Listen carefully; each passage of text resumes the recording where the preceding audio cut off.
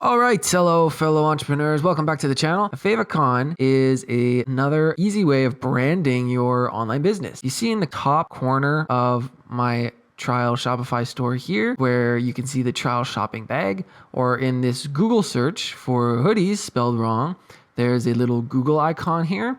Or if you Google hoodies and you go to the search results, it says the search results, and there's also an image here. This is a favicon. This is a favicon. This is a favicon. That isn't there. This is a favicon. This is a favicon. These are all favicons. So this is a very easy way to advertise your business even more if someone's looking at your website, or if your search engine result turns up on the search engine result page, you can add a little favicon to enhance your branding and enhance your advertising, all for free. So this is a very easy way of doing this. All you got to do is once you're in your online stores, you go to online store, and then we go over to customize, and then we go to settings, theme settings, the gear icon here, and then we go to logo. Now we can see our logo information, and there's a box here that says favicon image. You can, of course, select your logo, which is what you should be doing. But for example's sake, I'm just going to add a free image, and we can type in anything we want here. These are free stock images from Burst.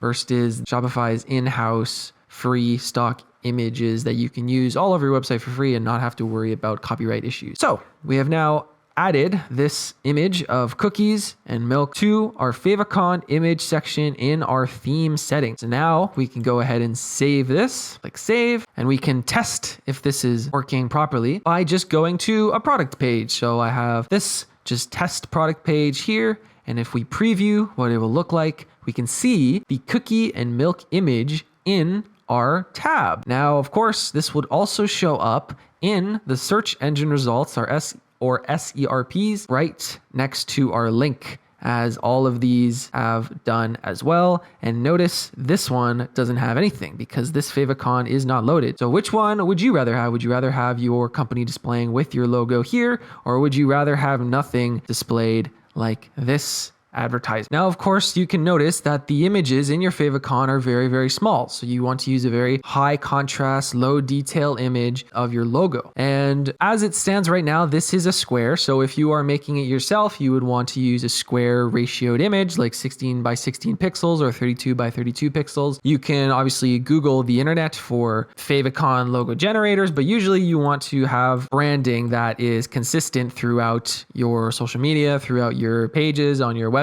on your product. So you can just convert your already made brand logo into a square ratio so that you can use your favicon, and you are one step closer to achieving your dreams, because that's what we're all doing here. We're all just chasing our dreams.